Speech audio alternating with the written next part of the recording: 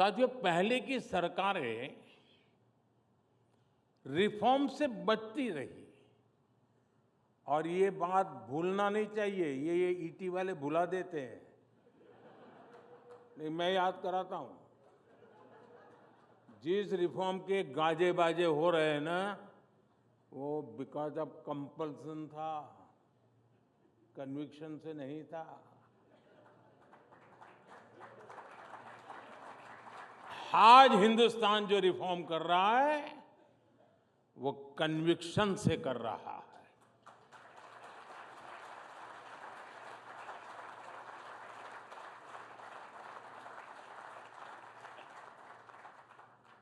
उनमें एक सोच रही,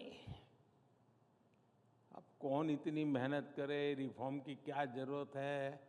अब लोगों ने बिठाया है, मौज करो यार, 5 साल निकाल दो, चुनाव आएगा तब देखेंगे। अक्सर इस बात की चर्चा ही नहीं होती थी कि बड़े रिफॉर्म से देश में कितना कुछ बदल सकता है। आप व्यापार जगत के लोग हैं, सिर्फ हिसाब किताब आंकड़े नहीं लगाते, आप अपनी स्ट्रेटेजी को रिव्यू करते हैं, पुरानी पद्धतियों को छोड़ते हैं। एक समय में कितने ही लाभकारक रही हो उसको भी छोड़ते हैं आप। जो काल बाह्य हो जाता है उसका बोझ उठाकर कोई उद्योग चलता नहीं है जी, उसे छोड़ता ही है। आमतौर पर भारत में, जहां तक सरकारों की बात है, गुलामी के बोझ में जीने की एक आदत पड़ चुकी थी। इसलिए आजादी के बाद भी अंग्रेजों के जमाने की चीजों को ढोया जाता रहा। अब हम लोग आमतौर पर बोलते भी हैं, सुनते भी हैं, और कभी-कभी तो लगता है कि ये जैसे कोई बड़ा महत्वपूर्ण मंत्र है, बड़ा श्रद्धापूर्ण मंत्र है, ऐसे बोलते हैं, justice delayed is justice denied. ऐसी बातें हम लंबे समय तक सुनते रहे, लेकिन इसको ठीक कैसे किया जाए, इस पर काम नहीं हुआ। समय के साथ हम इन चीजों के इतने आदी हो गए कि बदलाव को नोटिस ही नहीं कर पाते। और हमारे यहाँ तो एक ऐसा इकोसिस्टम भी है, कुछ साथी यहाँ भी बैठे होंगे, जो अच्छी चीजों के बारे में चर्चा होने ही नहीं देते। वो उसको रोकने में ही ऊर्जा लगाए रखते हैं। जबकि लोकतंत्र में अच्छी चीजों पर भी चर्चा होना, मंथन होते रहना, ये भी लोकतंत्र की मजबूती के लिए उतना ही जरूरी है। लेकिन एक धारणा बना दी गई है कि कुछ नेगेटिव कहो, नेगेटिविटी फैलाओ, वही डेमोक्रेटिक है। अगर पॉजिटिव बातें होती हैं तो डेमोक्रेसी को कमजोर करार कर दिया जाता है। इस मानसिकता से बाहर आना बहुत जरूरी है। मैं आपको कुछ उदाहरण दूंगा। साथियों, भारत में कुछ समय पहले तक जो पीनल कोड चल रहे थे वो 1860 के बने थे, 1860 के। देश आजाद हुआ कि हमें याद नहीं आया, क्योंकि गुलामी की मानसिकता में जीने की आदत हो गई थी। इनका मकसद 1860 में जो कानून बने, मकसद क्या था? उसका मकसद था भारत में गुलामी को मजबूत करना, भारत के नागरिकों को दंड देना, जिस सिस्टम के मूल में ही दंड है, वहां न्याय कैसे मिल सकता था? इसलिए इस सिस्टम के कारण न्याय मिलने में कई कई साल लग जाते थे। अब देखिए, हमने परिवर्तन किया, बहुत बड़ा कड़ी मेहनत करनी पड़ी है, ऐसा नहीं हुआ है। लाखों ह्यूमन आवर्स लगे हैं इसमें, और भारतीय न्याय संहिता को लेकर के हम आए, भारत की संसद ने उसको मान्यता दी। अब ये न्याय संहिता को लागू हुए अभी 7-8 महीने ही हुए हैं, 7 to 8 मंथ हुए अभी तो, लेकिन बदलाव साफ साफ नजर आ रहा है, अखबार में नहीं। अब लोगों में जाएंगे तो बदलाव नजर आएगा। न्याय संहिता लागू होने के बाद क्या बदलाव आया है, मैं बताता हूं। एक ट्रिपल मर्डर केस में एफआईआर से लेकर फैसला आने तक सिर्फ 14 दिन लगे, इसमें उम्र कैद की सजा हो गई।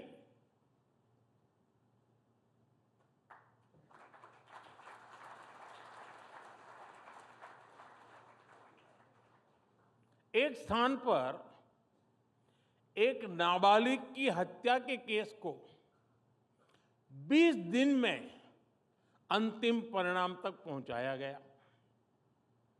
गुजरात में गैंगरेप के एक मामले में 9 अक्टूबर को केस दर्ज हुआ। 26 अक्टूबर को चार्जशीट भी दाखिल हो गई, और आज 15 फरवरी को ही कोर्ट ने आरोपियों को दोषी करार दे दिया।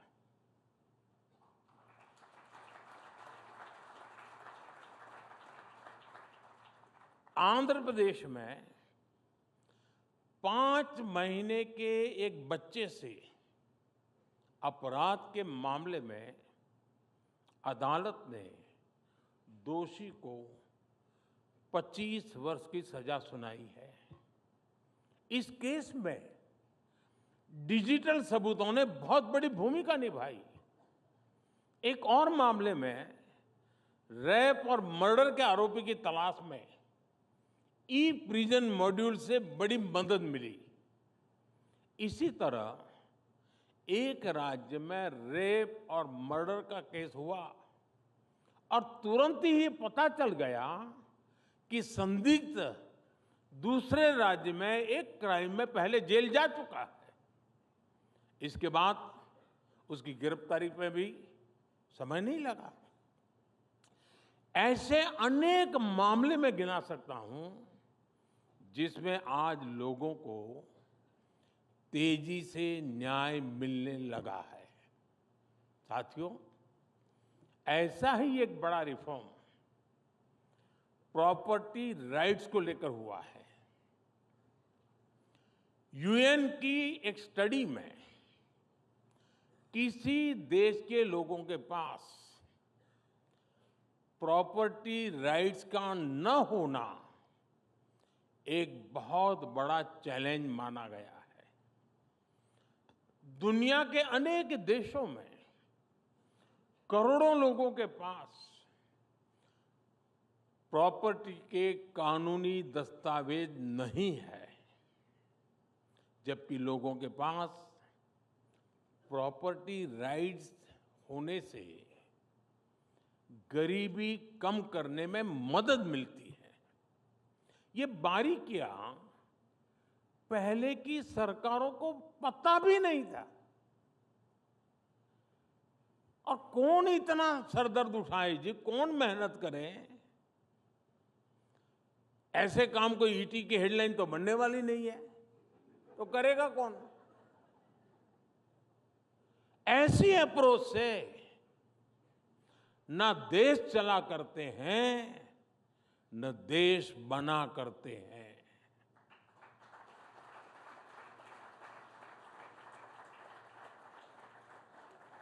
और इसलिए हमने स्वामित्व योजना की शुरुआत की।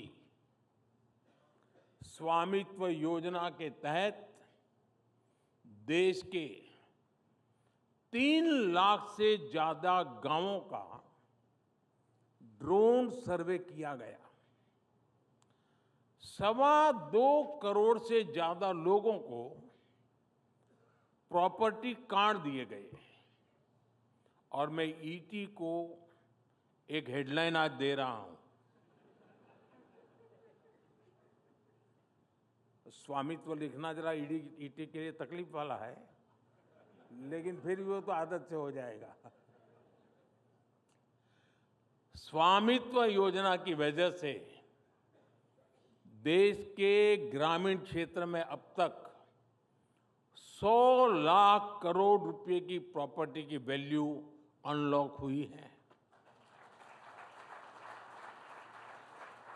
100 लाख करोड़ यानी 100 लाख करोड़ रुपयों की प्रॉपर्टी पहले भी गांव में मौजूद थी, गरीब के पास मौजूद थी, लेकिन इसका उपयोग आर्थिक विकास में नहीं हो पाता था।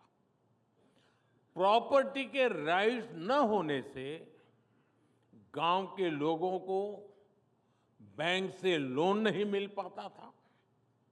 अब ये दिक्कत हमेशा हमेशा के लिए दूर हो गई है।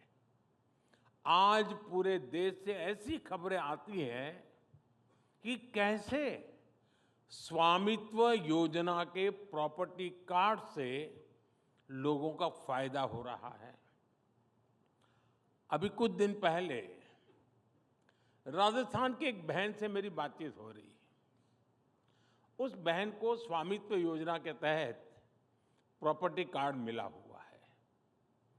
इनका परिवार 20 साल से एक छोटे से मकान में रहता था। जैसे ही प्रॉपर्टी कार्ड मिला तो उनको बैंक से करीब 8 लाख का लोन मिला। 8 लाख रुपए का लोन मिला कागज मिलने से। इस पैसे से उस बहन ने एक दुकान शुरू की। अब उससे हुई कमाई से वो परिवार अब अपने बच्चों की हायर एजुकेशन के लिए सपोर्ट कर पा रही है। एंड अब देखिए कैसे बदलाव आता है।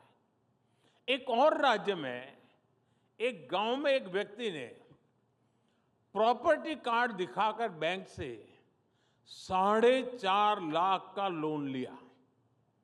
उस लोन से उसने एक गाड़ी खरीदी और ट्रांसपोर्टेशन का काम उसने शुरू कर दिया।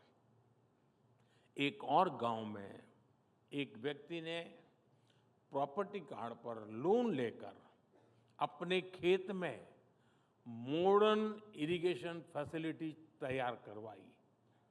ऐसे ही कई उदाहरण हैं जिनसे गांवों में गरीबों को कमाई के नए रास्ते बन रहे हैं।